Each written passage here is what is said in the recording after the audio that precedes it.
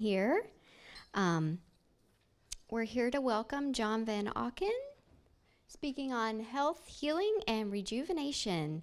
John Van Auken is the director of the Edgar Cayce Foundation, a noted Cayce expert who has been studying the Cayce material for over 50 years. He is also the author of numerous books on the Cayce material. And then our next Conscious Community series will be on January the 18th with Cindy Griffith on ideals.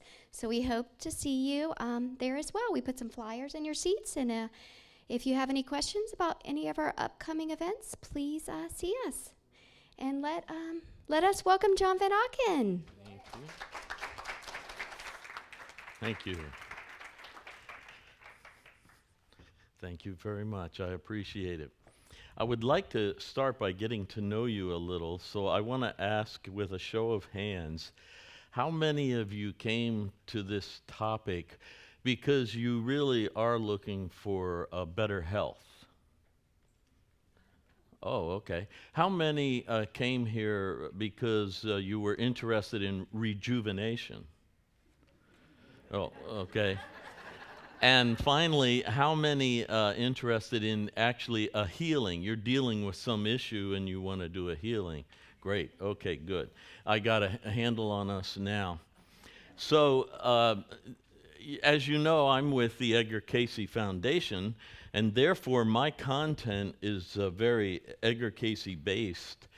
And you have to understand that Mr. Cayce is the father of holistic health and healing, holistic approaches. That means that we're going to start the program talking about spiritual, mental, psychological, emotional concepts, because holism is mind, body, spirit. So if you'll bear with me, we'll go through some of his teachings about how the spirit needs to be involved in better health, healing, and rejuvenation, because the spirit, to him, is the life force. And if the life force is dull inside you or slowed down, it's going to be hard to fire up the life force in your cells to rejuvenate. You see? And then he's going to want to touch on your mind. Because if you have an attitude of, I'm not really worthy, you have just stopped the whole process. As you think, so it is. And so you also have to address mental issues. Much of this is in this book, The Spiritual Forces Within You. But I also have the whole first part of this book with his holism concepts in it. Then, at a certain point in the presentation, we will really get into your body, how it functions, and how he sees healing, health, maintaining health, and even rejuvenation. I have some readings you won't believe what he says. I mean, I read them 20 years ago, and I've been working with them feverishly to maintain a rejuvenative energy in my body. It's a fascinating idea that really the body is not the problem, it's the soul and the mind. If the mind wants to be here, the body will continue to try to sustain itself, because the mind is the person, the body is the vehicle. I know we get it turned around thinking this is me, but actually it's behind your eyes, it's your vibrations and your consciousness.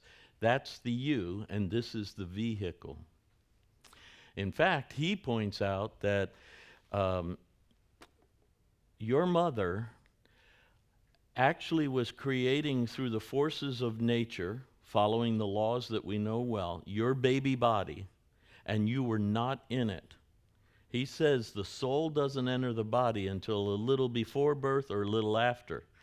That doesn't mean you're not hovering around your mother all the time. And he says during her sleep periods, you are communicating with her. And she's communicating with you and siblings. If you have siblings, they're all chattering. When she subdues her outer life, her outer self in sleep, she's available, and they all. So you are involved. But according to Cayce, the soul really doesn't go into the body because um, he said, if you knew how mundane this dimension is, you would understand why the soul waits till the very last minute to commit itself. Also, he was asked right after saying that, well, what keeps the body alive? And he said, spirit. Spirit is the life force. It's in everything. Spirit is in everything. Plants, flowers, rocks. Spirit is the life essence in different form. The soul is the unique individual. And that individual is going to come into that body and have a sojourn. Then when the body stops functioning, the individual is going to leave. And he actually, in the 30s, he actually predicted what we came to discover in the late 60s, early 70s. He said, in that period of time, the late 60s, early 70s, you will have a different view of death. And what happened was, medical profession got so sophisticated that you could die on them, die, dead, and they could bring you back to life with chemistry. Physical manipulation of your heart. And all of us know what the word clear means, don't we? They're about to zap the person. The problem among these doctors was in the recovery room when they would go in there and say, boy, we had a close one with you. And the patient would say, yeah, I was amazed when you jumped up on my chest like that. And the doctor would say, wait a minute, you were dead. Well, I thought it was strange too, but I was standing over in the corner and the nurse did this and you did that, and when you got up on my chest, and the doctors would just record these, and then the books came out. If you go to Amazon right now, there are over 30 books on near-death experience. It's a fascinating shift in our awareness that we now have some evidence of some portion of a dead person alive in the room. And that portion survived the death of the body and re-entered the body once we got it functioning again. That's you and me. So here we go. Raising the inner healing light. The concept comes from Luke, in which Jesus says, the kingdom of God, or the creator, or the source of life, is within you. Yes, you can use drugs out here, you can use surgery out here, physical manipulation, spa practices and all, but the truth is the real healing always comes from within you. You have to tap in to that inner healing. So there are two ways, according to Cayce, to raise the inner healing light. You have to do it in your heart and mind, or the body won't fully respond. No matter what you're doing in body, the body will get to doubt if the mind doesn't believe, if the heart isn't in it. He would say to people, he said, now during the therapy, keep an expectant attitude. Don't have an attitude of, well, let's try this. Do you see what I mean? The difference is powerful in the result. So, heart and mind. And then, of course, you have to understand your body temple. And Edgar Cayce was very detailed on the functioning of the body. I mean, he would really get into all the systems and where the problem was. And then he would say that you can't just heal that part of the body because it's an organism. It's a system. They all work together. So you must take the whole body in consideration as you heal a person. So we'll see all of this as we go, but keep in mind that it's the two ways are heart and mind, and then the physical body, doing things for the body temple. So heart and mind is actually, it's a consciousness, an understanding, a disposition. You must have a disposition of expectancy, of hope, of faith. And of course, Paul writes, we have faith, hope. The greatest among them is love. So a spirit of love for yourself and for others, and for the reason why you want to be healthy. Edgar would often ask, well, why do you want to be healthy? And you better have a good answer. All right, in your body, it is actually raising the vibrations of your body. You may not realize it, but these are actually billions of atoms. And you know an atom has an electron spinning around a nucleus. So, I mean, it's really vibration. If they're spinning slow and dull, the life force is slow and dull. If you raise the vibrations, and those of you who were conscious in the 60s, like I was, vibes were very important. Good vibrations, you know. Enlivened energy, that's the other thing. Sometimes your energy is impeded in certain parts of your spinal column, or your fluid flow is blocked, blood and lymph. And these things need to move, need to have an enlivened, active energy. The body actually was designed for movement and activity. So you have to move it. If you spend all your time in front of the TV, or just moving a little bit to the kitchen and the bathroom, the body gets dull, sluggish. The fluids back up. The electrical patterns slow down. You're incarnate in a world that requires activity. You'll see that in a minute when we get to those readings. So if we jump to Hinduism and yoga, and you go to the Yoga Sutras, here are the two. Lotuses are consciousness, understanding, and disposition, the 7 lotuses. And chakras are the vibrations, the spinning wheels of energy. So you have body and mind working together in ancient teachings. This is Yoga Sutras. Way back, they were teaching this concept. Edgar is asked, what is the soul of a body? And he answers, that which the Maker gave to every entity or individual in the beginning, and which is seeking the way home or place of the Maker. Deep within us, that empty feeling we have deep within us is actually a longing to make contact again with the source of our life, and then live this life with a sense of contact. And then the life force is flowing through you. It's a very important idea. I just want to point out the English word home has om in the middle of it. So you get the idea.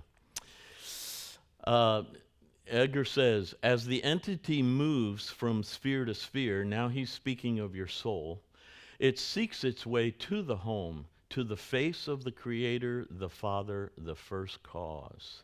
So deep within you, that longing, the ultimate longing, is connection with the source of your life. Each soul finds itself ever in the hands of a living intelligence. This is his universal consciousness. This is the idea of a collective consciousness, of a oneness. And it is a living intelligence. It is aware of us. In some readings I'm going to show you in a minute, the Creator is mindful of you, knows what you're dealing with, knows what you're feeling. This is an important concept. You are not alone with your body and your troubles. There is an awareness, but you have free will, and the awareness will not take that away. So you must seek and open the door for the infinite to flow to your finite body, for the universal to flow into your individual being. This is just the way it is. It's set up so you have absolute control over what you decide, and therefore the creative force is not taking that away. You must. Jesus put it this way, I stand at the door and knock, but I don't kick the door down. You have to open the door. Invite me in. A living intelligence, a living God. Not that the entity hasn't its own free will, see? But the entity or soul develops either to a oneness with the universal consciousness or an opposition to same. You just become so much self-focused that suddenly you find yourself alone with just yourself. And now you're in trouble and you need help, and you realize, wow, I'm just here with me. And that's not sufficient. And so, as the old saying goes, no man or woman is an island. You are connected to many other people and to this infinite intelligence. if you become aware of that, then it all flows to you and you understand you can tap into those. The purpose is that you might know yourself to be yourself. That's why you have free will. Go, make choices. In Deuteronomy 30, Edgar used to refer to that. It says, I set before you this day good and evil, light and dark, choose. So you're free to go out and come to discover yourself. Know who you are and what moves you and what doesn't by using your free will. Edgar said in one reading, do something, right or wrong, do something, because in the doing comes the understanding. Even if you make a wrong mistake, you've learned. How many of us in here say to ourselves, been there, done that, not going back that way? That's learning. You did it. Do something, right or wrong, do something. In the doing, in using your free will, you discover yourself, you discover others, and you grow. So the purpose is that you might know yourself to be yourself, and yet one with the creative forces or God. For Cayce, this was lesson number one, and I see many of you out there know lesson number one: cooperation. Why is it cooperation? Because if you're self-centered, you're not engaged in a cooperative manner. As soon as you open yourself to coordinating or cooperating with nature, with the life forces, with other human beings, and with the flow of energy going on in life, you move toward the oneness. So the first thing you have to do is capture an understanding that you can't just say, God zapped me whole, bam, thank you, bye-bye. You have to coordinate. You do have to cooperate if you want to maintain the health. You can't just get it and then keep on doing whatever you want to do. You have to cooperate. Once you get in the spirit of cooperation, coordination, things really flow.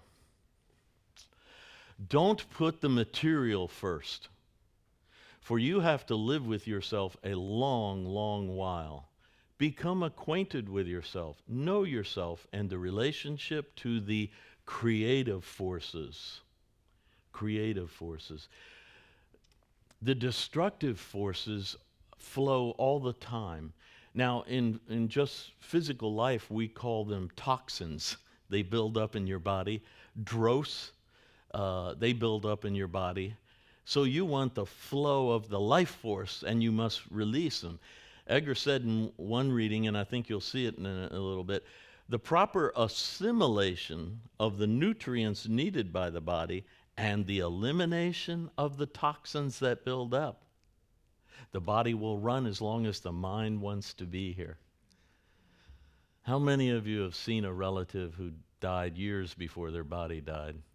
I have. It's amazing to watch a person who no longer is interested in life and just, but their body still functions for a few more years, you know? So, don't put the material first. You are an infinite, eternal soul. You have to live with yourself a long, long while because you're eternal. I spent years trying to feel that in me. And when I remember the first months, it was like, wait a minute, do I really want to be that forever? And then I started to think, now, if I lived forever, what would be my attitude? And I got mellow, you know, a little more patient, relaxed. I'm living forever. If this year's a bad year, you know, so. In earth, we are given, men and women, an opportunity to see what you do with it all. The soul has flown out from its source to try its wings, to seek its own doing or undoing. But do something. You'll learn if it's the wrong thing. So actually, your soul is in this life with all the people you know and all the situations and with your particular body's problems and qualities.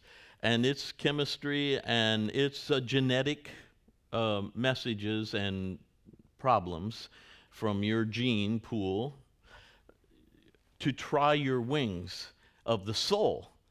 So your soul wants to see how we do with all of this dynamic, and the soul wants to try to do its best with the dynamic. We often look at life the other way. Oh, this is put upon me and it's not fair. Oh, geez, you see, I got this problem, so that's why I'm not that great and I don't try that hard. You see the reverse? He's saying, no, no, turn it around. How do you deal with those things? Your soul wants to spread its wings and overcome things. And so keep that in mind. Cayce identifies the reason for our existence as, quote, that the created, that's you and me at the soul level, would be the companion to the Creator. The companion. This is the reason we were created, and as a result, the created, our soul, is given opportunities to, quote, show itself to be not only worthy of, but companionable to the Creator. So your situations and your karma and your dynamics are opportunities for you to become more godlike, more godly, more companionable to the Creator. And the qualities of the Creator are love, patience, understanding, those things, and life force flowing, creative forces. So that's what you're working on building, and that's what your deeper self seeks. If you lose track of that, the deeper self starts to withdraw, and then health really becomes a problem. Never think too highly of yourself and never belittle yourself too much. You have almost lost hold of yourself at times and feeling sorry for yourself. You have nothing to feel sorry for! Exclamation point. God is just as mindful of you, though you have made a wreck of some people's lives. And you'll have to meet it, karma, you see. But that you are alive, that you are conscious, that you have the opportunity in this period of time to apply yourself in the reconstruction of what man is looking forward to should encourage you to know that God is mindful of each soul. Then use the abilities that you have, and you have many. Often, Edgar would say, your abilities are latent within you. You haven't engaged them. They're all there. You were created in Genesis 1 in the image of Elohim. You have all the powers of the Creator latent within you. You have to engage them. And here he is saying, you have many talents and abilities. Nothing save self stands in the way of the entity making or becoming a channel of blessings to many. For the entity may be assured, for the entity will find, nothing in heaven or hell or earth may separate thee from the knowledge and the use of the I am presence within, save selfishness or self. And then in another reading, he says, self is the only sin, that is selfishness. All the others are just modifications of that expression of the ego. So now you see, cooperation is a more powerful word than you thought because it takes you out of selfishness. As soon as you start to think to cooperate with someone else or with the life forces or with nature, you are coming out of self-focus, selfishness, and that breaks through the barrier toward health. Do that which is good, for there has been given in the consciousness of all the fruits of the Spirit. So the fruits of the Spirit, now, if you want to get in touch with the Spirit, which is the life force, you assimilate the fruits. And those fruits give you the vibration inside you of the Spirit, and before you know it, you are the Spirit. Fellowship, kindness, gentleness, patience, long-suffering. We don't like that one. Love. These be the fruits of the Spirit. Against such there is no law. Karma. It's grace. You're walking in grace then. Doubt, fear, avarice, greed, selfishness, self-will, these are the fruits of the evil forces. Against such there is a law, karma. Self-preservation then should be in the fruits of the Spirit, as you seek through any channel to know more of the path from life to life, from good to good, from death unto life, from evil unto good. Seek that you shall find. Meditate on the fruits of the Spirit in the inner secrets of the consciousness. Edgar was big on budgeting a little time to sit quietly, reflectively, and ponder the deeper motivations in you. They awaken latent things inside you. And the cells in the body become aware of the awakening of the life in their activity through the body. Let's do that one again, because that is real important to health.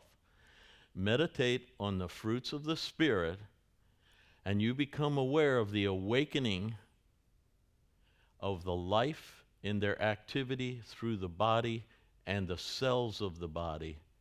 This is very physiological. Do you see what he's saying here? Even though you're doing a quiet, reflective meditation moment, you're awakening something in every cell of your body of the inner source of life. And the cells start to react. In one reading, he said, you actually can raise the vibrations of a cell or lower it. The cells respond to the mind. Let's see, where am I? In the mind, the cells of the mind become aware of the life in the spirit. The spirit of life makes not afraid. Then know the way, for those that seek may find. It's a guarantee. If you start seeking, you will find. I started out with no awareness of any of this, no psychic ability, none of that stuff. And so when I started reading this, I was 16 when I read the first Cayce book.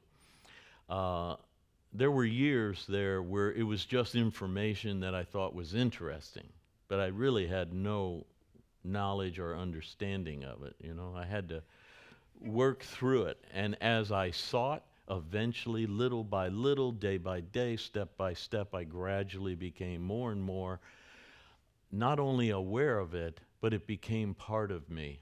It became a state of being, a disposition in my thoughts and actions. This is the book I wrote on Edgar Cayce's Fruits of the Spirit, From Karma to Grace, and here's the reading I started the book with. As one sets itself to accomplish that which is of a creative influence, in other words, not destructive to yourself or others. So every time you start to get a somewhat judgmental or destructive thought toward yourself, stop it and say, no, this is a pattern I have to change. Think creative. Think life-giving, uplifting.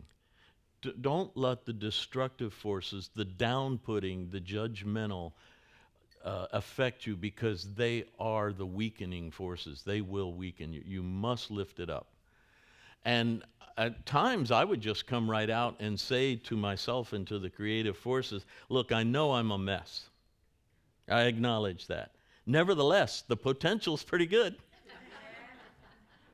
Do you see what happened? I moved a negative that I acknowledge.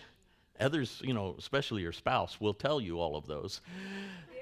I acknowledge their presence, but I grabbed on to the creative, the uplifting. No longer is the entity under the law of cause and effect or karma, but rather in grace. So this is where you want to go. Living life in grace. It is a much better way than living life in karma. Once you lift into that disposition of positivity, creativity, and cooperation, you rise out of the heavy karmic world of cause and effect. These are considered the fruits of the Spirit. The only reason I put charity there is because the King James Bible is the only translation of the ancient words that uses the word charity. And when Edgar was asked about it, he explained that the monks that were translating were concerned that humans have mixed understanding of what love is. So they wanted to capture the quality of love they were talking about. And they thought the word charity, which is outward thinking from self, it's not self-love. Charity, you must care about someone else. Do you see? So that's why they put it in there. But all the other Bibles use love, okay? Forgiveness, mercy, patience, faith, meekness, humility. Now, when I was about 20, I read this Edgar Cayce reading. This guy asked Edgar, how will I know I'm on the right path and what I'm doing is the right stuff? He says, when it makes you more humble, more meek, and more patient. Well, at 20, that's not what I got into this for. I didn't want to be humble, meek. I wanted an aura pulsating out to here, total psychic awareness of what everyone was thinking, until I started to pick up on that and say, wait a minute, that's too much. I wanted to be able to zap sick people whole, all those power things. Humble, meek, patient. Who was he talking to? My ego, right? The ego does have to be humbled, and the superego must overcome with higher ideals, higher intentions, higher reasons. But meekness and humility are part of the path. It's disgusting, but it's true. Kindness, gentleness, peace, joy, goodness, temperance. My mother used to say to me and my brothers, boys, moderation in all things. Now, we were pretty young, so we'd go out to the bus stop for school, and we'd say to each, what do you think Mom meant by that? And my brother Gary, who was always real aggressive, he said, well, I'm only going to have one chocolate milk at lunch today. Shows you how a child's mind was working. Moderation in all things, boys. Okay, Mom said that all. Long suffering, of course. Long suffering, some people think of it as endurance. Like Jesus said, he or she who endures unto the end wears the crown. Edgar Cayce said, there's no surer way of getting there than to keep on keeping on despite all the challenges you face. No surer way. If you dust yourself off, get up again, it didn't conquer you. You didn't surrender. You didn't give up. Do you see? So long suffering in some ways has a dynamic to it that is victorious. You keep getting up. You keep going on. So here's one of them out of John's epistle. God is love, and everyone who has love is in God, and God is in him or her. So back in my early years, we had study group, and one of our disciplines was to try to go through a week in the spirit of love. And after I went that way for about 3 days, people started talking about me. They said, have you seen John? It's a little strange these days. And I was just walking around like a flower child, totally in love, loving everybody, loving myself. And then I realized, wait a minute, you got to temper this just a little bit so people don't get freaked out. But it's true, if you walk in the spirit of love, you're walking in the spirit of the Creator, because the Creator's essence is what we call love. And so John wrote that there, and it's a good thing to do. The 2 commandments are love, again, love God with all your being, and the second, love your neighbor as yourself. And Jesus said the second is like the first. And when I first got into this, I really was into loving God and having a relationship with God. But when he said the second one was like the first, I distinctly remember thinking, have you met these people? This is not like the first. God understands me. God and I work together, but oh my gosh, they're a mess, and they have attitudes toward me.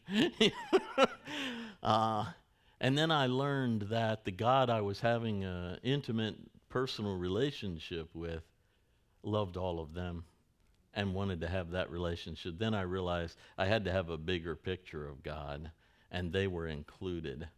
There was this one young man who was getting training from Cayce on breathing techniques and altered states of consciousness.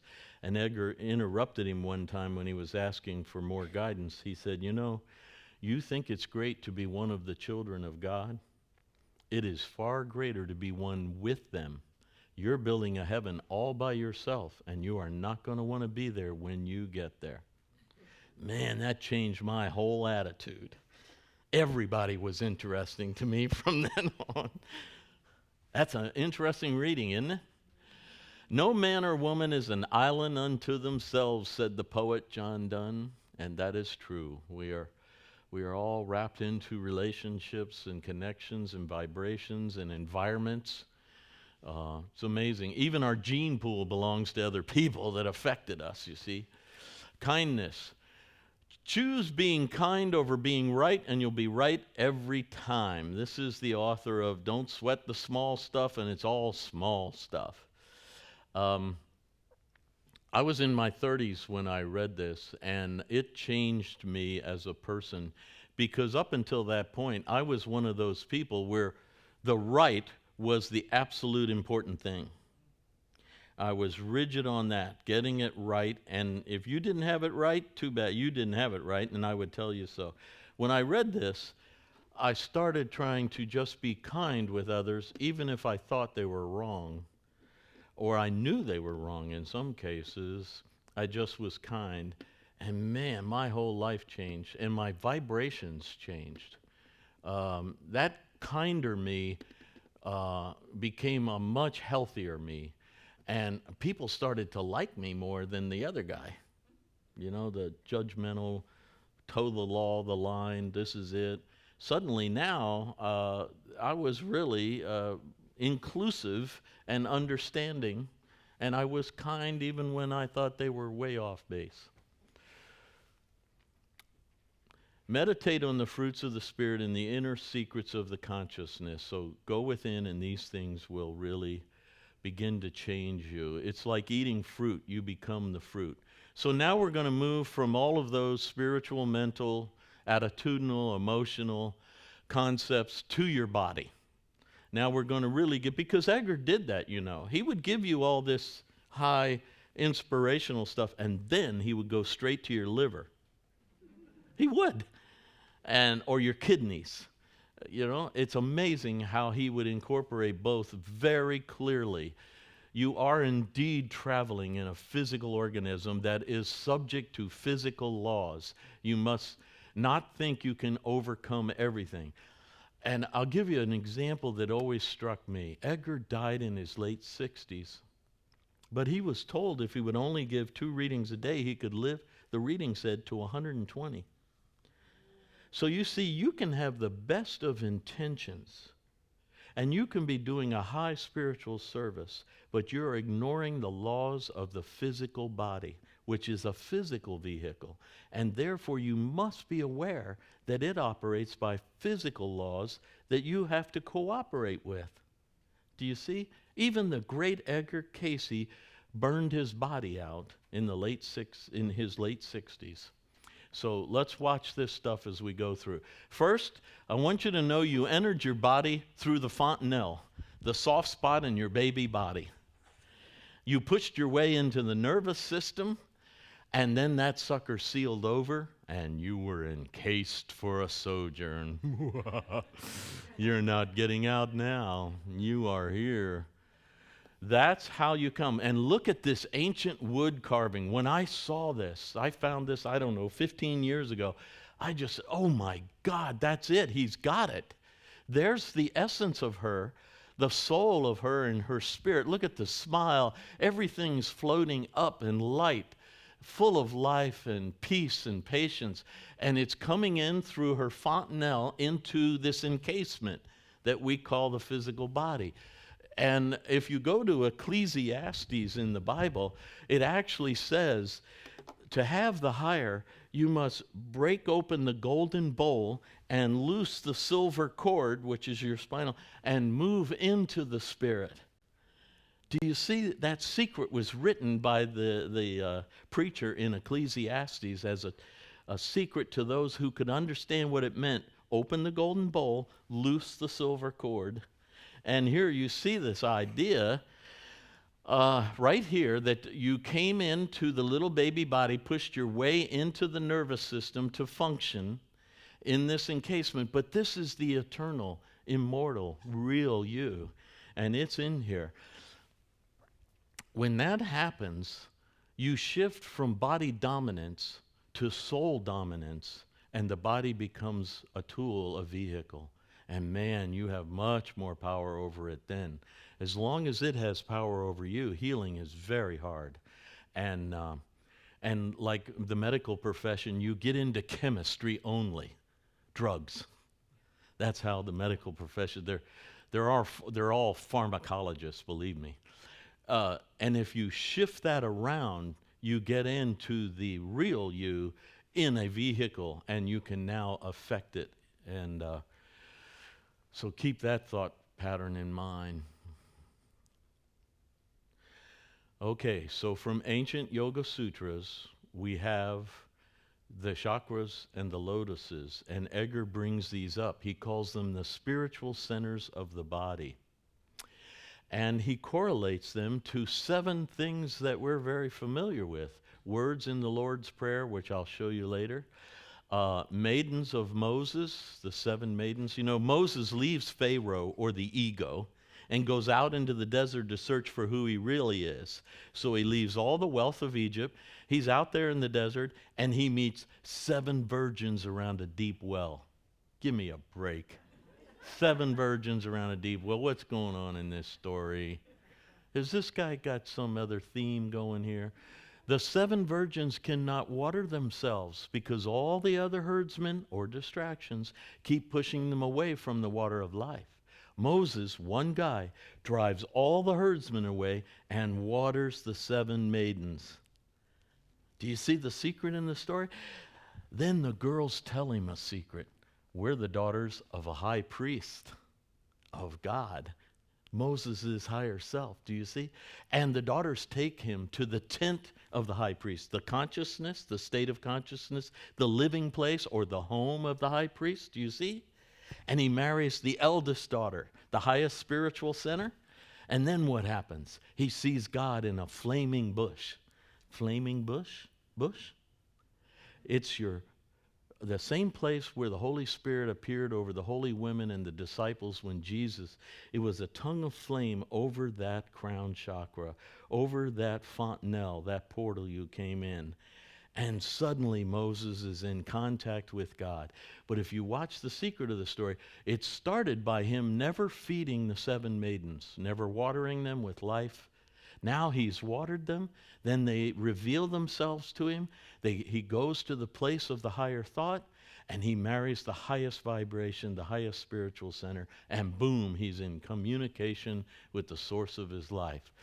The 7 planets, the 7 notes of the Western scale, the 7 colors of the spectrum. Remember in high school when you took the test, you would memorize the name Roy G. Biv. Red, orange, yellow, green, blue, indigo, and violet, and you knew the spectrum. I don't know if that's how you cheated on the test, but that's how I did it. I knew Roy G. Biv. The 7 churches of Asia Minor in the Revelation, he correlated the 7 churches in the Revelation with the 7 spiritual centers and the 7 endocrine glands in your body that secrete hormones into your blood system. You know how powerful hormones are. What if you could change the hormonal messages being secreted by your 7 endocrine glands? Imagine the effect on your body temple. And you can do that. And if you study the Revelation, I wrote a whole book on how to use the Revelation to raise the vibrations of the body and expand the consciousness of the mind. So these are ancient secrets. But they do correlate directly to your physical body. Now, on the right side, or the left side of this, our right side is a female body with the ovary, and on the left side is a male body with the testes. Don't worry if you've had a hysterectomy. The body makes up compensation for glands being removed or diseased or drugged or something, that humans do. And then right in the navel chakra here are the cells of a doctor named Leydig who discovered them, and Edgar mentioned that. They're not in this medical book, but they are in many. And then around your solar plexus are the adrenal glands, and you all know what adrenaline is, powerful hormone. And the pancreas is blood sugar, uh, insulin. And then it's not your heart pump that is the heart chakra, it's your thymus gland. And that became famous when we had the plague of AIDS, because the thymus gland makes the T cells that build your body's ability to resist infection. And so the thymus gland became very. I talked with some medical researchers years back when I was doing this research, and they told me this sucker will shrink if it's not used. So in a baby, the thymus gland is pretty large. In an adult, it can be pretty small. And I thought that's unfortunate. And then the thyroid.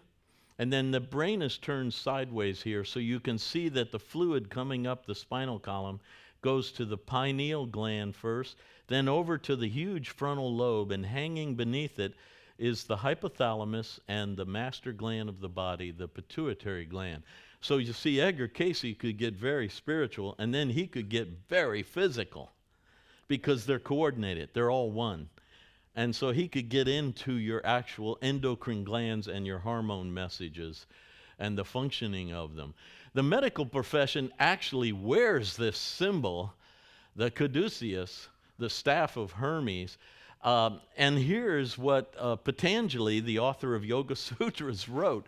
The central or cerebral spinal nervous system is the sushumna, and there it is, the golden shaft with the white ball in the brain area. So this is your spinal column and your brain. That's the cerebral spinal system, or central. Then the autonomic nervous system, the sympathetic and the parasympathetic, are Ida and Pingala, or Ida and Pingala, of the Yoga Sutras. And he's got it drawn here. The wings are the wings of the mind, lifting you up. You have to have a good attitude. And believe it or not, Edgar said there is an abdominal brain. And here, this ancient drawing actually has a mind wing over the very area Edgar said you have an abdominal brain. We call it a gut feeling. You see? And then you have the master brain. It lifts it all up. So they're wearing this healing symbol on them. I don't think they know it correlates to Yoga Sutras, but it is a deep truth. This is healing. If you get these things flowing, if you coordinate them, Edgar said they can actually go to war with each other. Your autonomic nervous system can be at war with your central nervous system because it's tired of eating chocolate cake at midnight. And suddenly your body has a reaction, and you're going, why? It's because the inner nervous system needs a different chemistry than the outer nervous system is giving it. You are in charge of the central cerebral spinal. But right now, your breakfast is being digested by your autonomic nervous system. Your heart is pumping by your autonomic, and that's your soul, your deeper system, deeper inside you. And they must cooperate for health.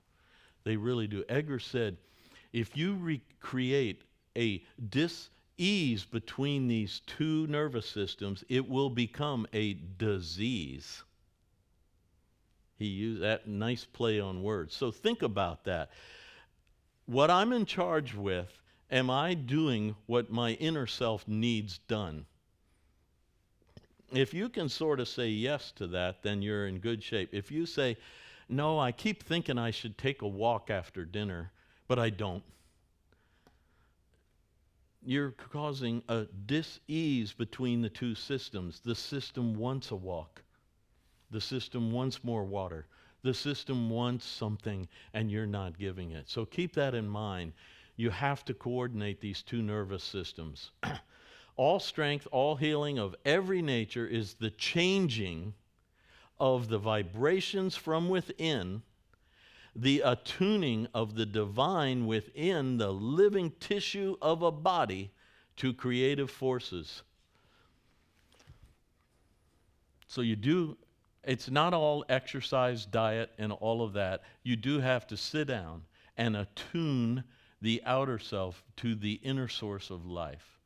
You have to budget a little time for the what he called the magic silence. In that silence, the body actually makes the changes necessary. He even said, sleep is a shadow of death, and in sleep, the body gets rejuvenated if there's not a pizza floating through it that you ate at midnight. You know what I mean? If the outer self wants to shove a pizza down at midnight, well, there we go. We don't get the deep sleep. So there is this play of cooperation going on. But this is an important one. He's talking vibrations, changing your vibes from within by attuning to the divine and living tissue in your body. This is real physical, to creative forces, life-giving forces. You see how he can be so metaphysical and yet so physical? Now, here are, right out of ancient Egypt, we have this drawing of that between your eyes is the white light center of life, and infinity and temporality, this is called the Shem, the blue circle in the shaft, will bring the water of life. See the black wavy lines? That's the water of life flowing into your cup. And like the 23rd Psalm, when your cup gets full enough, it'll overflow and water your lotuses. Isn't that so cool? This guy's name was Senedjem. He was nothing more than an artisan. He worked all day on Pharaoh's tomb, then came home, had a little dinner, went into this garage or his little hut, and painted this on his wall. I have been in this several times. It is no bigger than this part of the stage to that part right over there. Very small, that's all he had. But it's a famous tomb. It's been recreated in some museums in the U.S. Oh, I just wanted to show you the lotus of Egypt is the blue or purple lotus. In India, the lotus is the white one. Okay, this is Paul writing, do you not know that your body is a temple of the Holy Spirit within you, which you have from God? Your body really has that latent within you, and if you fire it up and start using it, the life force starts to flow again. Also, the womb of your consciousness. This is a Taoist teaching from The Secret of the Golden Flower, that if you'll budget a little time to sit still and go into the womb of your deeper self, you will actually conceive your spiritual self, gestate it, and eventually be it. You will birth it and be it. And at the Last Supper, Jesus turns to the disciples and says, now my hour has come upon me, and this is a lot like a woman pregnant. I have come to this hour, now I must deliver it. But when he gets to the garden, he has the human nature to say, God, I don't want to drink from this cup, but your will, not my will. He says it 3 times until he's certain God wants him to drink from that cup, so he goes. But this is a great drawing from ancient teachings of the Chinese, the Taoist teaching, the womb of your consciousness. If you can conceive in the womb of your mind and heart that you are a spiritual being temporarily incarnating in a physical body, you will gestate that, and eventually it will become you. You will be that. Remember when Nicodemus came to Jesus and asked for the secrets, and Jesus says, you must be born again? And Nicodemus, being very physical, turns to Jesus and said, how can I get back into my mother's womb? I can picture Jesus going, oh my God, this is going to be harder than I thought. No, Nicodemus, you've been born physically. You don't have to get back into your mother's womb. Just the thought of that. Now you must conceive and give birth to your spiritual self. That's what he was trying to teach him. The celestial and the terrestrial become cooperative. Conceive in the womb of the heart and mind your spiritual self. Gestate it, give birth to it, then raise it up to be the true you.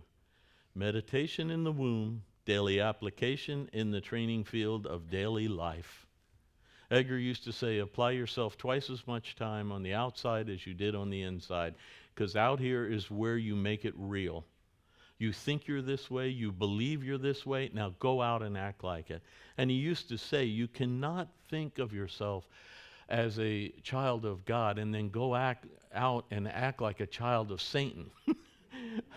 You can't do it. It's hypocritical, and your whole being will know you're not being what you say you are. Now we do have heavenly help. Edgar Cayce talks about angels. He actually says every one of us has a guardian angel, and that angel will not overcome our free will. So as long as we block it, it can't help us as much as it would like. As soon as you open yourself to inner guidance, inner help, you have angelic help. And we see a lot of this in the Revelation, in which angels come and help John and all. But Edgar says, do not confuse self that the spiritual and mental life is different from the material things. For one is the shadow or the reflection of the other. Now, Paul wrote, it's like looking into a mirror darkly. You don't quite see it clearly, so it is a shadow-like, but they are one. So don't try to cut them off or separate them. Carl Jung, the depth psychologist, that's what he taught also. You must integrate them, not cut a part off of yourself. You do have an id. You do have a libido. You do have an ego, but you also have a superego. And Edgar would say, set a high ideal and try to live by the ideal of the superego. Edgar even addressed id. He talked about the id in it. That's a Freudian concept. If you live in the light, the shadows fall behind, he said. If the face is turned away from the light, there can be nothing in the life but shadows. Turn to the light. And Gladys, his stenographer, told me when he raised his voice, she all capped the words. So here he is. You would read this, nothing in the life but shadows. Turn to the light. So that is his guidance. Now, there are things he said to do. Come to know your dreams because your soul can give you messages about your body. Often people would bring him a dream and he would say, this dream is about your diet. This dream is about your body's problem here, there, or about another person's body, someone you loved. And then budget time for meditation, develop inner listening. Elijah said that he couldn't find God in thunder, lightning, earthquakes. He found him in the still small voice within.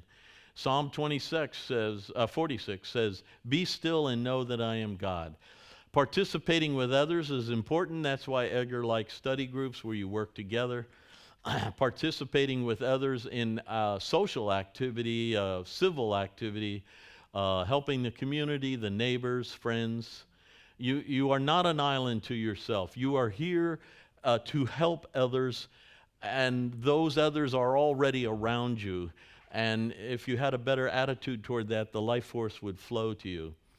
There's no greater love than yet you consider others better than you consider your own self. You actually feel yourself living to be a help, a channel of blessings to others. Also, Edgar said a good way to see how you're growing, and I practiced this when I read the reading, and it was terrific, is to back off and watch yourself go by. Watch yourself talk and react during the day. This part of you watching starts to see things that your spouse was telling you about. And you couldn't believe her. She had no idea how good you were. But you suddenly are like this, and you're seeing these things about yourself, and you learn so much by stepping back and watching yourself go by. It's a fantastic way to grow. Here's a great book on dreams. It helped me a great deal, Dreams, Your Magic Mirror. I'm not going to go into this because I don't have time to work on dreams, so I'm going to move forward. Inner listening, I told you the Psalms and all, and study group and all that. We need to get to the body more, and I'm going to get to that very quickly here. Oh, you know, if you asked Edgar Cayce, what's the most important thing for me to do, he would not say diet and prayer and all that. He would say, set an ideal. Set a standard by which you're going to live by and measure your thoughts and actions by that standard. That's a powerful statement to the superego. This is how I would like to think, to speak, to live, to do. And you set that standard. Now, I think I have one here. Let me see. Write it in pencil, he said. Because, you know, when I was 18, what my ideal was is very different than when I was 28 and 38 and 58, 68. You change. Your vision of life, your sense of your purpose shifts. And you're going through different stages, and these are major passage stages of soul growth and human development. So write it in pencil because you will change and grow as you do. But try to live by an ideal. That's very important. Okay, we're going to get into the body solid. Of course, bodily, he has diet, exercise, recreation, which we often forget, especially as we age, and rest. The physical body needs its requirements, no matter how spiritual or enlightened you are. Keep that in mind. Edgar passed away in his late 60s because he overdid it. He was giving 11 readings a day during World War II instead of the 2 he was told to give. As high as your ideals are going to be, as your spiritual self is going to be, you have to understand your body lives by certain laws. You just got to pay attention to the requirements of your body. In diet, he had digestion and assimilation. You can eat whatever you want, but if you can't assimilate the nutrients, it doesn't help your body at all. It goes right through you. You must understand assimilation. To get assimilated, you must be able to digest. You must turn the food into a ingredient that can be broken down and assimilated by the body.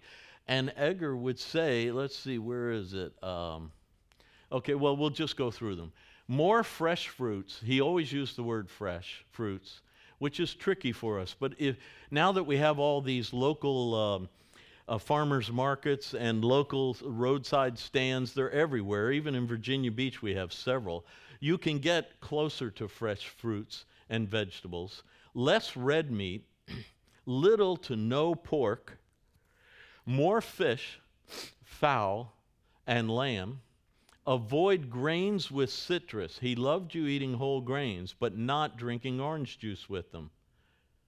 He liked milk, but in my book, you're going to see 5 different types of milk, and cow's milk was not his favorite. Sorry. They're full of hormones and stuff. But anyway, if that's all you got, that's all you got. One thing you must understand, it is worse to worry about what you're eating than to eat it. Really, that is more damaging to your body, worrying. Don't worry. But you'll see in the book all the milks. Milk, but no citrus with milk. Have your citrus when you're not drinking your milk or eating your grains. So if you're having eggs, have orange juice. That's a good time. My brother, or one of my brothers, not Gary, one of my brothers, he always has a huge glass of milk and a huge glass of orange juice, and he goes like this. And I think, man, that must be a real mixture in your tummy. Edgar didn't like it.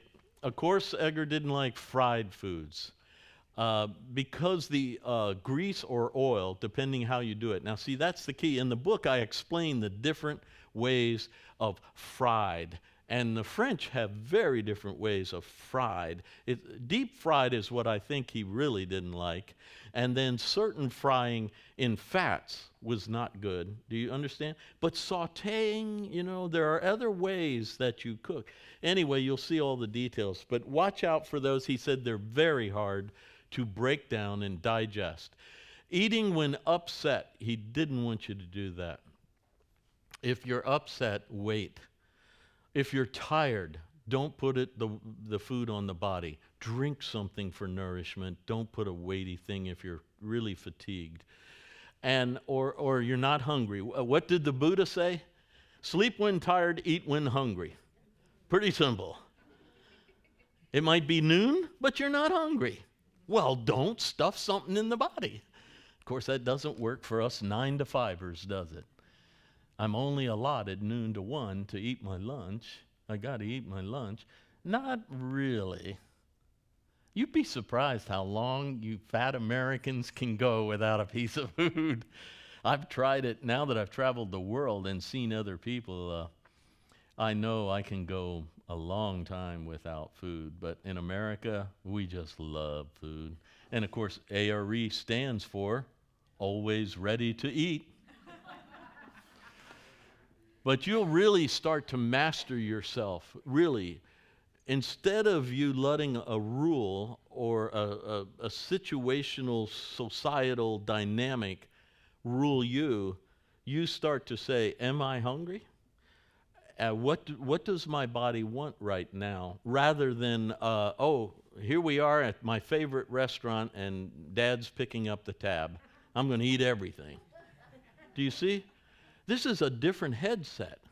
You change your head. Keep yourself slightly more alkaline and less acidic. Now, this one has really improved my life. And he has this whole diet wheel and all, and really, there are foods that, like citrus, you would think is acidic. No, when your body uses it, it becomes alkaline in your body.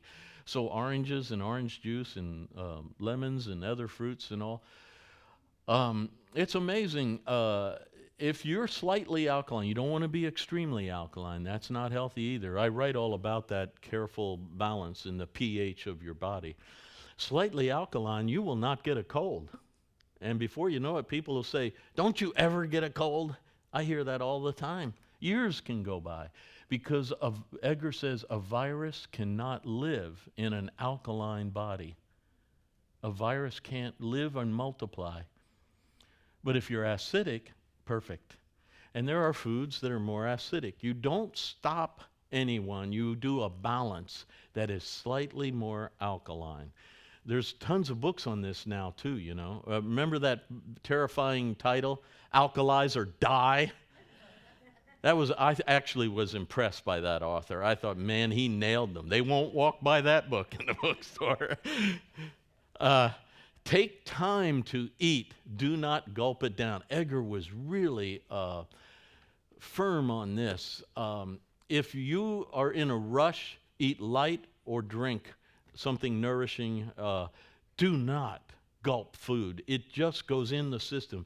He actually wanted you chewing is a part of digestion. So when you put, and he even said liquids, when you put liquids or foods in your mouth, if you would just masticate a little bit, underneath your tongue comes out the saliva.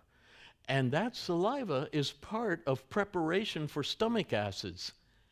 It helps the stomach if it's already mixed with some saliva. Food needs to be crushed and all, and the cells broken a little bit, so chewing. He really wanted that. And that was an important part of aiding your stomach. So when your stomach acids got a hold of it, you were already in the digestive process. He did not want you to dilute your body's digestive juices by drinking while eating. Isn't that an interesting one? You know, a lot of us do that. Water, you know, or like my dad, he still drinks coffee while he's eating and water. And I try to tell him, why don't we have the water first and the coffee after, and you just let your digestive juices mix the food up. He looks at me and goes, why would I do that? Never mind. Another lifetime, Dad. I'll catch you on the reincarnation.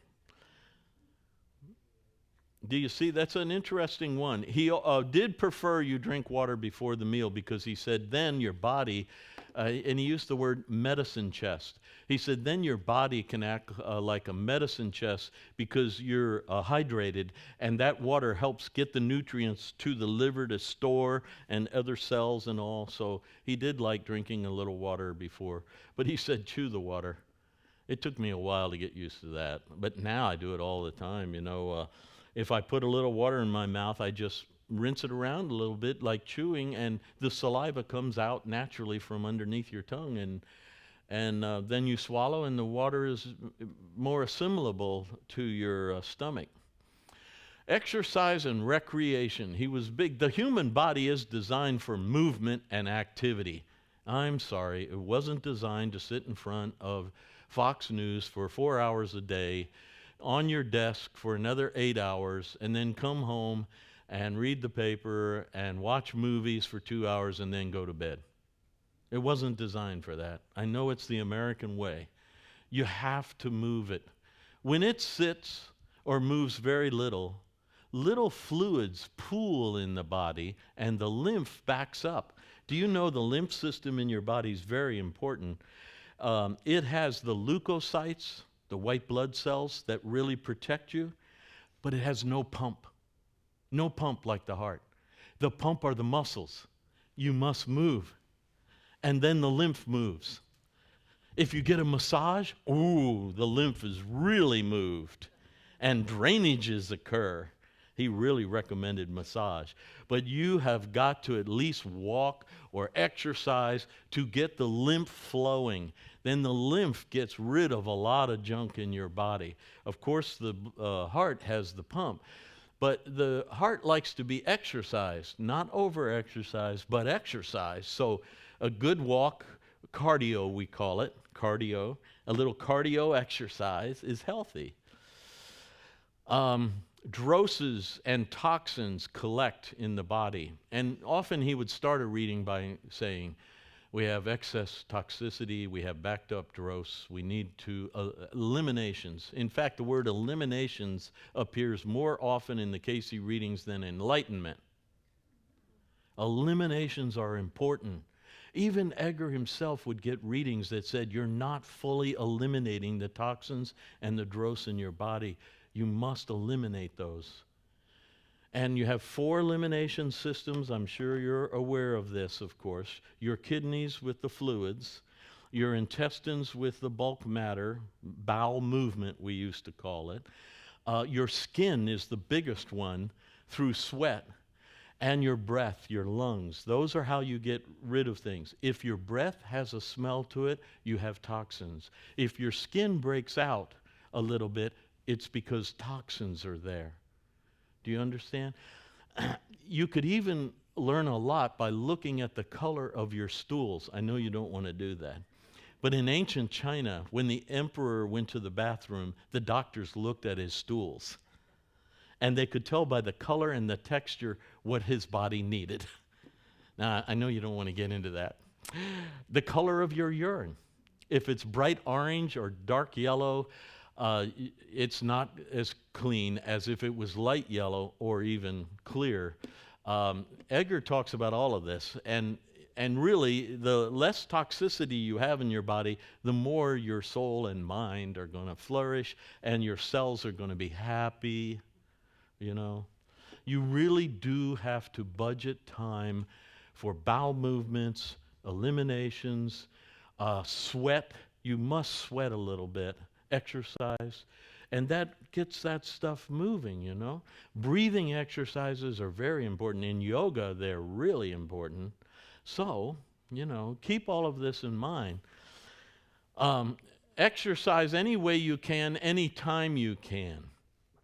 If you can walk, walk. If you can only stretch, stretch. If you have a machine and you only have 15 minutes, treadmills, step masters. I have an elliptical. I used to only be able to go 15 minutes. Now, man, I can go 45 minutes if I have the music on. Nothing makes the body happier than music and exercise. Jump ropes, whatever. You got to do something with your body. Just move the body so fluids flow, droses make it to the elimination systems. You have to move those droses to the systems, the 4 systems that get rid of toxins. All work and exercise makes everyone a dull person. You have to have some recreation. You can't just be work and exercise, work and exercise. You'll just be a boring, dull person. You must have recreation. Especially Edgar wanted outdoor recreation.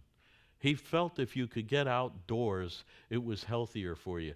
So even if you go in the backyard and throw a ball around, badminton, go tennis, golf, um, garden.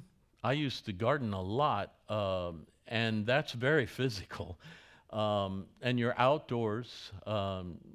Just keep in mind, it's got to be fun. It can't be exercise for health. Recreation is fun, it's creative. You must have that in your life to keep your spirits up. So try to do that. Peter Van Dam, is he here? There's Peter. Peter has a great video that you've got to get on Cayce's exercises. It's really good. And you'd be surprised. I use those, Peter, and the thumb down. I don't know why that works, but it works. And very good material there. Okay, as long as the mind is interested, Edgar taught that with proper assimilation of the nutrients needed by the body and elimination of toxins that build up in the body should stay nominally, that's his word, healthy as long as the mind is interested. So you need to assimilate some good nutrients. That doesn't mean you can't eat chocolate cake once in a while. You can. The extremes are not good. So, but a balanced diet mostly is very good. And if your diet has foods that have nutrients, so much of American food has no nutrients. I mean, I get a kick out of the Coca-Cola marketing guy who comes on and says, yes, it has absolutely zero nutrients, but it's recreational drink. And I go, this guy, when Edgar was asked about soda pop, he called it slop. Now, that doesn't mean I don't drink a Coke occasionally. I do. If I'm at a party and somebody said, yeah, I'm not freaky about all of this, but I know there's absolutely no nutrients in that drink. Now they have Coke Zero. So I say to myself, what is it? So there are now good drinks, and you can read them, but even, I won't use a brand name because I don't want to get in trouble, but even in the NFL football, they're using a drink that has been filled with additives that are not healthy for the human, and yet you can go to a grocery store and buy something similar to that drink that has all the good stuff and none of the bad stuff. You just got to understand that drink has heavy marketing department and sells the heck out of it to where you think that's the drink. But if you go right near it in the grocery store and read the labels, you'll go, man, I don't want to put that in me. I want to put this in me. That you just have to be careful because in the U.S., marketing affects you into delusions about the food. They are not true. You have to look at the labels. Now when I shop, I notice many people look at labels. I'll be going down the aisles and I see a lot of people. They're not going to fool me. By God, I'm looking at this, Now, I try to avoid too much sugar in my diet because I've read a lot of research on sugar. But, I can go in the health section and I can look, and every cereal there has cane sugar in it. Every one of them. But they say healthy sugar, and I'm reading down and saying natural cane syrup or sugar. And I go, so there are only 2 boxes of sugar of cereal I can find with no sugar additives.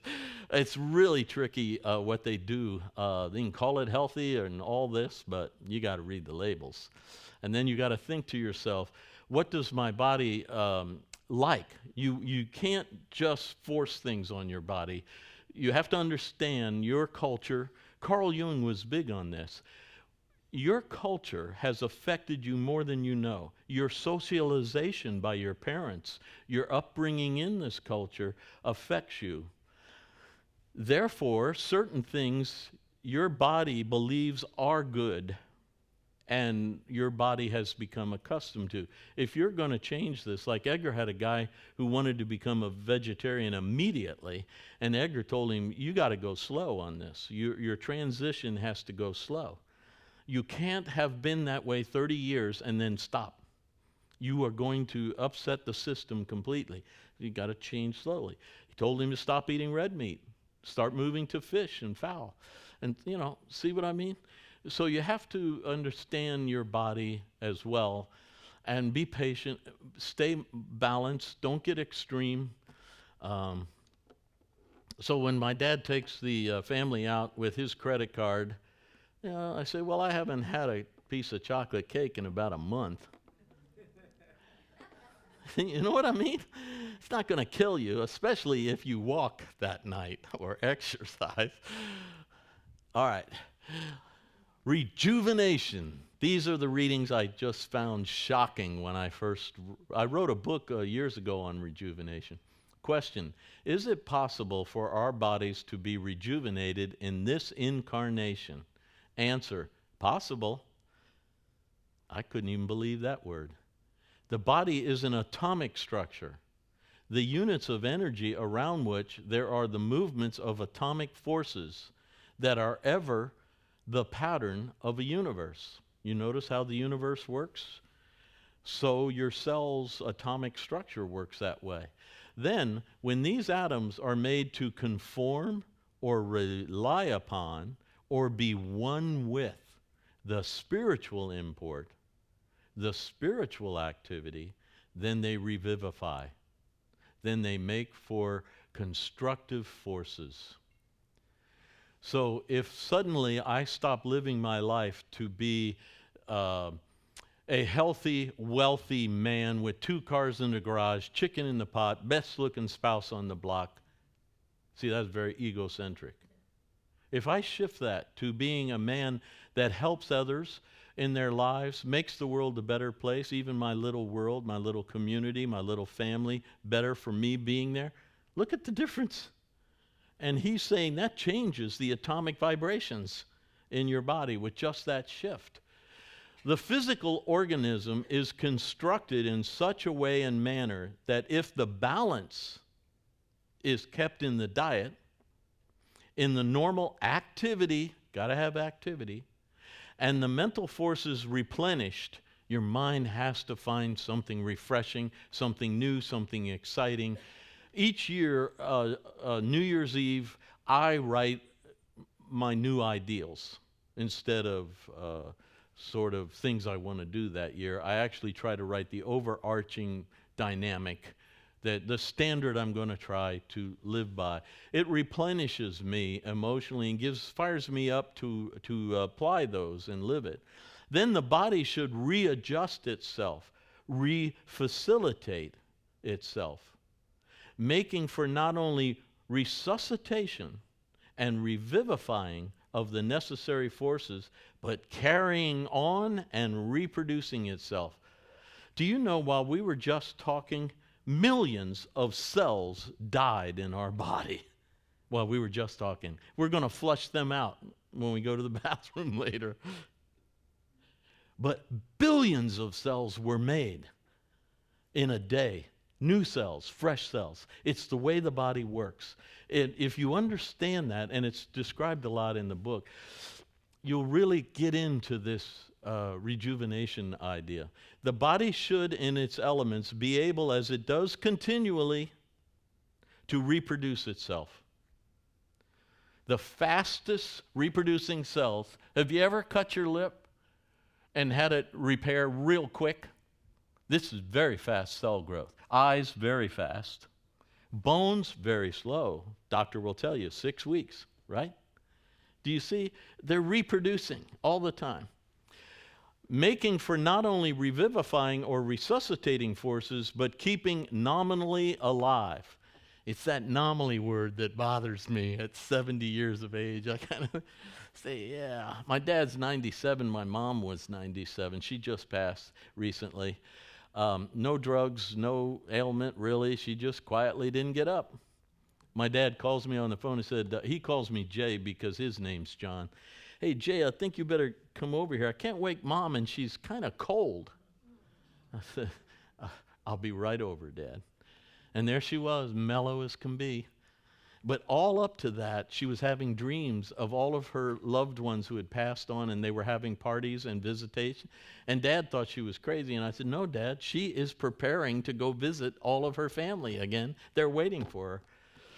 And there she was, quiet, totally, and cold.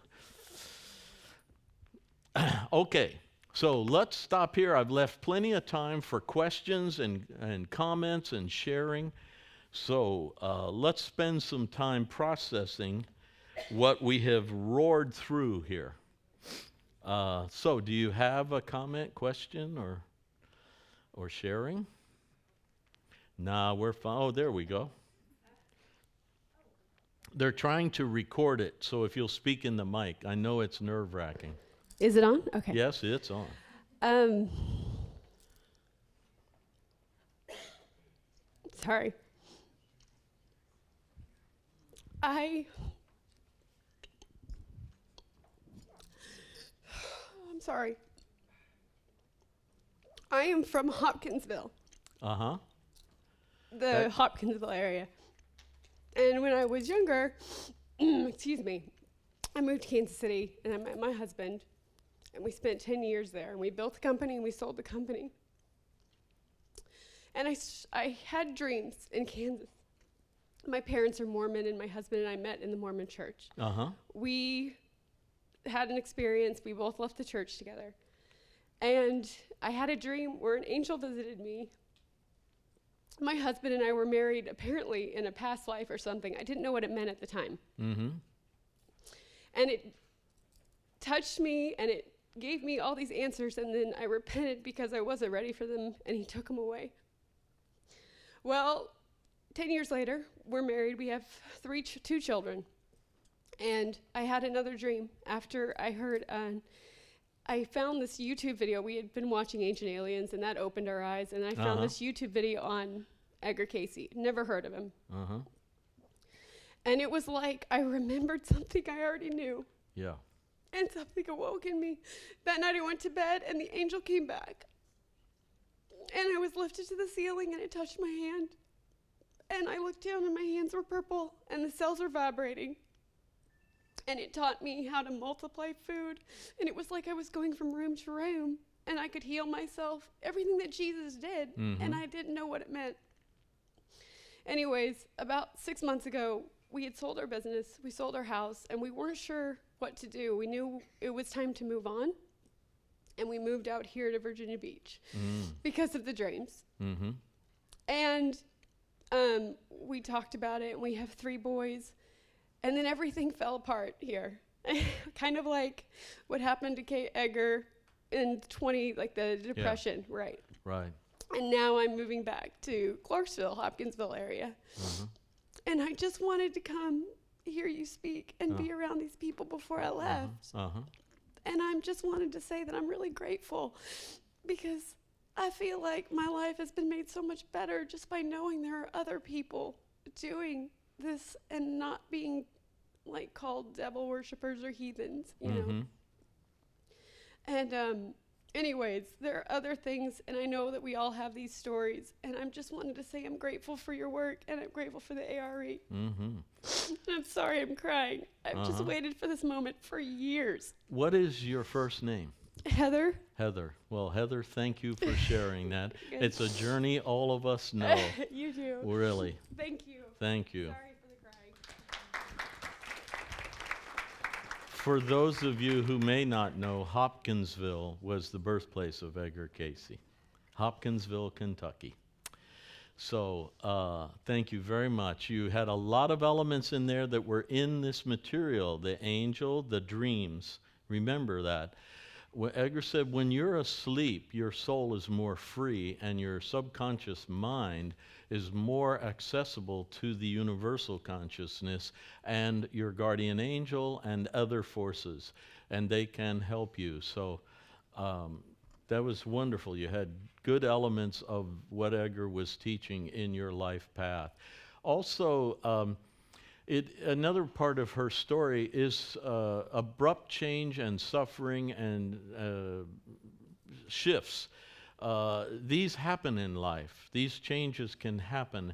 And they can be tragic at the time, but end up being helpful in the growth process of the soul.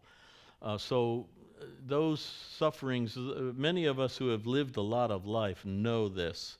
There are activities in life that at the time are devastating, and yet when you get on the other side of them, you feel so much lighter and more illuminated and more aware. Like I said earlier, we often say, been there, done that. I know all about that. And that brings you knowledge. In the doing comes the understanding. And sometimes the doing is hard, difficult, painful. So this is part of the path of life. And remember, when the outer self is crying, the soul is often growing and somewhat happy that we have engaged in the hardships of life because they bring strength to us. So your soul might be in a different attitude than your outer self, and that can be quite healthy. Edgar said if you go to sleep elated and you wake up blue, watch out, the soul's not so thrilled with what's going on. If you go to bed sad or blue and wake up feeling mellow or calm or even happy, don't worry about what's going on. Your soul's thrilled. And keep on keeping on. So how about anything else? Yes, a question right there. I appreciate very much what you said about meditation. In meditation, already a lot of work is being done at the level of your cells. Yes. And the reason I appreciate that because it helps me thinking about meditation being more helpful for me, because I tend to be bogged down by the expectations of meditation. Yes. And if there's something you can say about that that could be useful, that would be great, because I tend to imagine, okay, I don't have very helpful meditations, or I'm going to be a good girl and meditate, which I Right. have a regular practice of Right. doing. But Right. either breathing techniques and meditation, which I do regularly, I still have in the back of my mind that thought, I don't have any particular experience, so that Right. means they're Right. not very effective. Right. And I realize how self-defeating this is. Mhm. So I wonder if you could say a little bit more about the benefits or the drawback of having expectations Right. on particular things you're doing. And I guess it might apply to exercise and other things. Like Yes. you have set ideas, preset ideas of Right. what you should feel or what you should experience. And if you're not, then, it's self-defeating and it will become kind of a chore to do those things, Yeah. rather than just like, hey, I'm doing so good for myself. Yeah. In Cayce's readings, he said, do what you know to do, but leave the outcome or the increase up to the creative forces. Don't put expectations on them or yourself. And then when I was very young, working here, I was in my early 20s. Hugh Lynn was training me. He was Edgar's firstborn son on meditation, and he told me one time, don't get lost in all the highfalutin spiritual stuff. Know that your body is going to be affected in a very healthy way by simply budgeting the quiet time, inner reflection. And that is so important, because if your body's healthy, it gives your soul more time to have the illumination. Do you see what he's saying? You got to have the body in order to have the illumination. So just focus on keeping the body healthy, and if you use quiet pondering reflective period or meditation, it actually helps the body stay healthier, and therefore your soul has a greater chance of fully capturing what you expect. Now, as far as spectacular results, which we all want. I mean, I told you when I was 20, I wanted all the great things. I just wanted to glow. Everybody think I was fantastic. And here I read the reading, humble, meek, patient. It was it took me a while to get excited again. This is important. Leaving the increase or the results to the higher forces, actually, a lot of the wisdom and the illumination is subtle.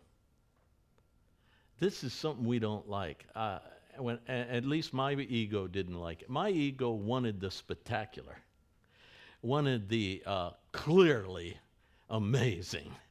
And here I was getting subtle shifts, you know. And Hugh Lin and I talked a lot about that. He said a lot of the spiritual growth is in subtle shifts in your vibrations, your attitudes, your emotions. I mean, eventually you will have the light beam and all the angels and all that great stuff, but right now, it's not to exalt yourself, but rather to nourish the true self in ways that you know are happening, but don't glorify you among others. Therefore, you are humble and meek among your fellow human beings.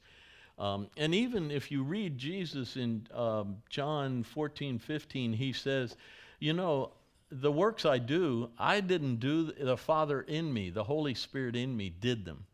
The wisdom I taught you, I was told from the Spirit within me, and I shared it with you. Do you see he's saying things like that, you know, to show you that that's the way it works. You don't exalt the ego. You actually become a channel of the creative forces, and you're still very human. Even after the resurrection of his body, Jesus met the disciples on the beach and ate fish and honey with them. Jesus walked on the road to Emmaus with us and chatted about philosophy and spirituality and prophecy. You know, when he saw Mary Magdalene, it was very natural. He looked different to her, so she thought he was the gardener. Plus, also, I think she had thought, there's no way I could see Jesus because he's dead. And so that blocked her a little bit from actually seeing him. And then he says, you know, it's me. And go tell my friends to meet me, I'm coming, you know. It's very natural, very subtle often. Much of the evidence that I was doing well in my journey was others saying, boy, you know, you've changed a lot. And then I would go, really? Oh. See what I mean? So budgeting the time and doing it, and what you said, a good girl, is your job. And unfortunately, it's not fantastic. And you have to leave the results to the inner subtle power of inner transformation. But eventually, the veil will be dropped. I'll give you an example. Edgar Cayce said that Peter and John were arrested by the Romans together. John was of such an attitude, they exiled him to the island of Patmos. But Peter was of such an attitude, they were going to kill him, crucify him. And Edgar says, Peter turned to John and said, after they kill me, I will come to visit you in spirit. Well, then Edgar says, look at chapter 19 of the Revelation and you will see Peter coming to visit John. Well, in chapter 19, an angel of the Lord appears to John and he falls down to worship it. But nobody reads what the angel says. The angel says, don't do that. I'm your brother in this journey. What glorious angel of the Lord is my brother? But you see, that was Peter in the glorious form, which you have too. Each of us does. But right now, it's humble, meek, patient. But it is. Yes, ma'am, in the green. Did Mr. Cayce ever indicate when the soul enters the body as a baby? Yes. In most cases, he said 24 hours before or after the birth of the body or thereabouts. Now, it can vary, but I don't want you to think that your child's soul is not with you. It is with you. It's just not going into the encasement process until the body's fully ready. Now, I had 3 children, and one was a month premature, the last one. And that night, the doctors made me watch that child all night long, and I kept wondering if the soul was in this very underdeveloped body, mostly the lungs, or whether it was hovering around and trying to wait for the body to get perfect. And it's, of course, it still has the fontanelle, the soft spot, for a while. So I was trying to feel that all night long, and I felt the soul right there. In fact, we had 3 natural births, and I can tell you, when that child came out, I could feel the difference between this child from the previous child in its vibration, its disposition, its spirit or something. I could just go like this. And of course, the first 2, I was going, whoa, yeah. The third one, I went, uh-oh. I know this one. Of course, now he and I are tight buddies, but God, raising him was so hard. He didn't like me, and I had trouble with him, but we made it through. And when I was born, I had nightmares about being born to my parents. And yet I had read the reading that Edgar Cayce said your soul chose the parents or your karma chose them. And I just couldn't believe that, because why would I choose these 2? And the nightmare was this. I'll tell it to you real quickly. I saw now I'm asleep like a little boy. I guess I'm about 8, 9, something like that. And I'm out in space, and suddenly I see a blue planet, and like a tractor beam comes, grabs me, and starts pulling me. And I start screaming in the dream, no! And it pulls me into New Jersey. Yeah, into an inner city gymnasium with bars on the window. Everything's gray and cold. I go right through the bars, and there are my parents sitting in this vast, empty gymnasium at a card table with no eyes. And I start screaming, no! And suddenly someone grabs my arm and shakes me and looks down, and it's my mom, and she says, honey, you're just having a bad dream. I look up and go, no! And she would go into Dad and say, I don't know about that son of yours. He's a weird kid. But eventually, it was very hard and took years. Eventually, we got to love each other, understand each other. We played bridge together. We played golf together. We healed whatever it was I didn't want to deal with. And they lived to be, Mom lived to be 97. Dad's still alive. I had lunch with him the other day. He's really into politics, and it drives me crazy because I have to listen to all this, you know. Oh, God, Dad, okay. So, the journey of life is subtle, and the rewards are subtle. And we'll get you next. Yes? When our soul is waiting to be born and we're making this choice, when we're in our in-between world, do we have, let's say, such a higher wisdom to make this let's say, enlightened choice of who we need, who this soul needs, or are we guided by even higher beings to make that right choice? Both of those are correct, plus one other.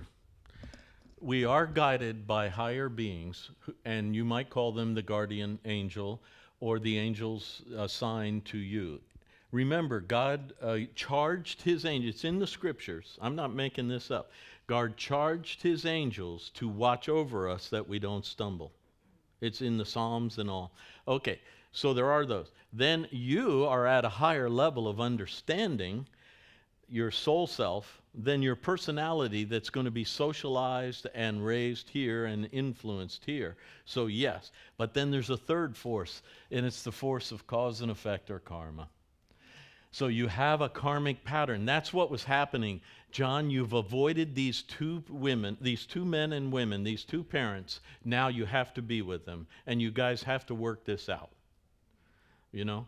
And therefore, that was like karma. I was screaming no as I was being born. No. So those 3, yes, you do have those. Now, when you come in, here's the problem. The veil drops.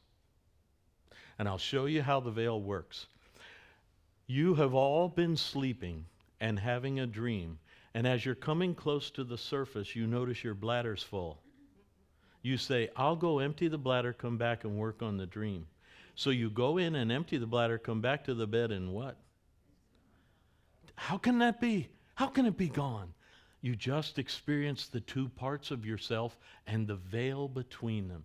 When you engaged the somatic nervous system to move the body, you went through the veil. Very subtle, you didn't even notice it. You feel like you in the dream, that's your soul self. It is you, truly you. When you engage the somatic nervous system, you engage the outer self, who did not have the dream. It's in charge of only the bladder. Goes to the bathroom, comes back to bed and say, what? Yeah, you had a dream. I don't know what the dream is. You're in your outer. If you lie down on the bed and slip back through the veil, the dream might come to you. If you get aware of this, you can start to make that veil less opaque and more transparent. You can start to pick up on subtle shifts. Like right now, all my years in this path, in a conversation with a person, I can feel us moving back and forth between that veil. When we're in the personality self, I can tell we're talking personality to personality. But suddenly we might slip into soul to soul. You know, I can feel that. And that's real important soul growth, is to make the veil more transparent and you more sensitive to subtle shifts. Subtle shifts. Okay, your turn. Right, we need the mic. Wait for the mic. Okay.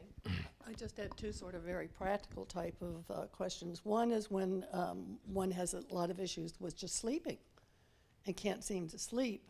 Is there something healthy or non-healthy that one can do to help that? Yes. And then number two, is there a healthier type of meditation? You know, whether it's just free consciousness or concentrating on something. Yes. But the sleeping one first. Okay, good. Okay, when it comes to sleep, Edgar Cayce was asked the same question several times, and he said, you must get the body tired. If you don't get the body tired, the mind will just loop think all the time, and the body doesn't let go. However, there is a technique you can do if you just need to go to sleep. But first, try to get your body tired. That's why he said, after dinner, walk a mile. That was one of his teachings. Exercise and all. So I usually exercise in the evening on my elliptical and get to a point where my body is not wanting to keep going. It's tired, and I'm sweating. And then I have another hour before bed, but the body's already tired. See, my mind is still there. So get the body tired. Now, if that hasn't worked, here's what Hugh Lin taught me this. When he was not just teaching me, he was teaching a bunch of young people. You lie down on the bed, and you go to your feet with your mind, and you say, rest, relax, release. You know this technique? Good. You go up to your legs, rest, relax, release. You don't just say the words, you feel them. Rest, relax, release. And you go up all through your body, your all these muscles in your talkative jaw, all these tensions in your temple and head, the neck and shoulders, rest, relax, release. And if you haven't fallen asleep, you start over. But what always happened for me, as soon as I started over, my body said, oh my God, he's going to do it again, goodbye. And I would wake up the next morning going, oh, I did fall asleep. Of course, you want a body that is not toxic. You want a body that is not heavy with food. All those things help the body sleep. But you don't want a body that's hungry either. You got to be careful about that. So a little something, and sometimes that little something can be in the form of a drink or a small bit of food, so that the body is not hungry. Otherwise, it can churn and you will not fall asleep easily. And when you do, you'll wake up without good sleep. Most in the United States, all the universities have had wonderful medical schools with sleep research centers. So we've learned a lot about sleep. So you could go on the internet and search sleep ideas, and you will see a lot of information that they've learned. Okay, and then just the second part, is there a better type of meditation, whether free associating or concentrating on something that's better for the body? There are, in my book, Passage in Consciousness, there are two types of meditation, but I think the last chapter in this book also has it. And in this book, there are several. So I do write about them in all of them. There are two basic ways to meditate. One is called Kundalini meditation, and it's the life force of the body, the chakras, the energy meditation. It gets energy flowing. Now, you would want to do that in the morning if you budget time for it. And it actually uses breath to move the energies, to invigorate, to enliven, to wake up those centers and get them high, higher vibes, and using breath techniques. And there are several, and the breath techniques are everywhere. The other technique of meditation is to move from individualness and finiteness to infinite universal awareness. That actually subdues the body. Kundalini will often raise the temperature of the body. You'll get a little warm and feel vibrating. Passage in consciousness to another level, the body will get a little cool because it shuts down and metabolism is subdued. And so the body's temperature usually falls and becomes very suspended. You hardly feel the body. And you are up in an expansion of consciousness. And they're both in the books, but also there's a little 15-minute meditation CD in there in which I guide you through the passage in consciousness in 15 minutes. I believe both are helpful to the body. Kundalini, life, energy, vibration, and higher expanded consciousness.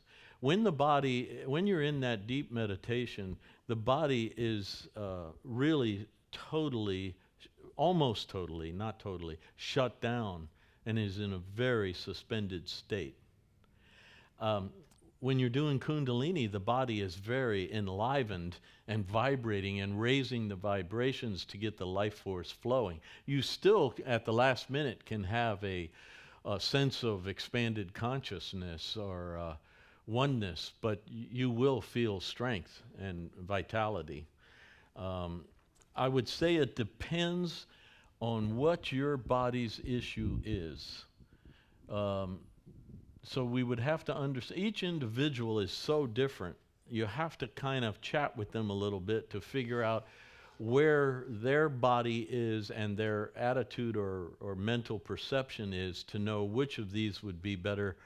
But both will be good eventually if you use both.